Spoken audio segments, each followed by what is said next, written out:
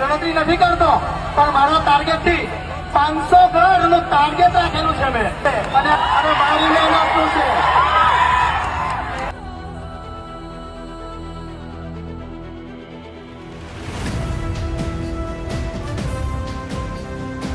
જય જોહાર. જય